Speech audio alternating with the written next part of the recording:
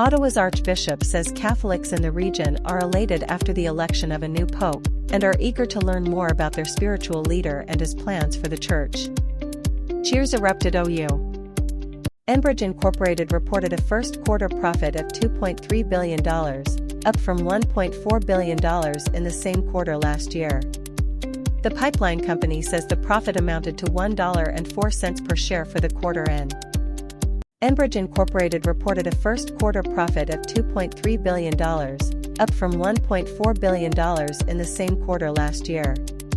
The pipeline company says the profit amounted to $1.04 per share for the quarter end. The chief executive of pipeline builder Enbridge Incorporated says he's encouraged by how governments in both Canada and the United States are recognizing the need to build oil and gas projects more quickly.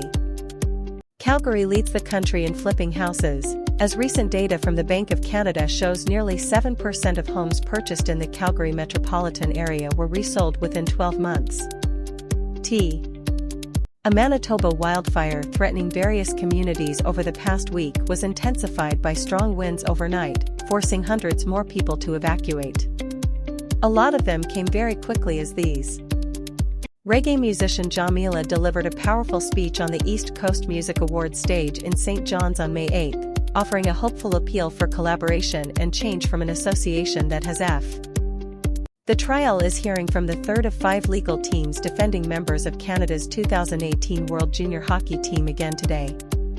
Dan Brown, who represents Alex Formenton, left off yesterday's suggestion. John Hogan has been sworn in as Newfoundland and Labrador's 15th Premier, in a ceremony that took place on Friday morning at Government House in St. John's. He won the Liberal leadership race on Sat. A wildfire that forced residents of a rural Newfoundland community to flee their homes was pushed back on Thursday, and is now under control, but the mayor warns rebuilding will take some time as housing prices could drop slightly in Metro Vancouver amid ongoing political and economic uncertainty in Canada, some real estate experts say. The prediction comes as the latest market reports show. This is an excerpt from The Buzzer, which is CBC Sports' daily email newsletter. Stay up to speed on what's happening in sports by subscribing here. Here are some things for Canadian fans to keep in.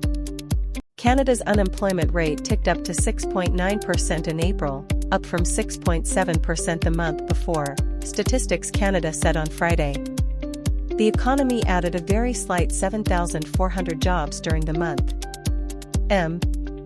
Pope Leo XIV celebrated his first Mass on Friday in the Sistine Chapel, where he was elected less than 24 hours earlier, warning of the dangers caused by a lack of faith and hoping the Catholic check.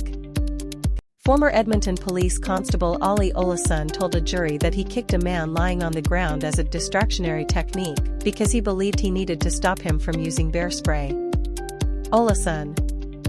Onyx Corporation is selling minority stakes in WestJet to Delta Air Lines and Korean Air for a total of $550 million US. Under the deals announced Friday, Delta will acquire a 15% stake in the CAL. Delta Air Lines and Korean Air will buy a combined 25% stake in WestJet from Canadian investment firm Onyx, the companies announced on Friday. Under the arrangement, Delta will acquire a 15%. The City of Montreal and 9 plants equipped with public alert sirens will coordinate an alert siren test on Friday between 8:30 a.m. and noon. The aim of this simulation exercise is to raise awareness. Shanniganics rendition of Music and Friends rang through the Mary Brown Centre Thursday night, in the absence of the band's lifelong friend and founding member, Mark Hiscock. Hiscock died early.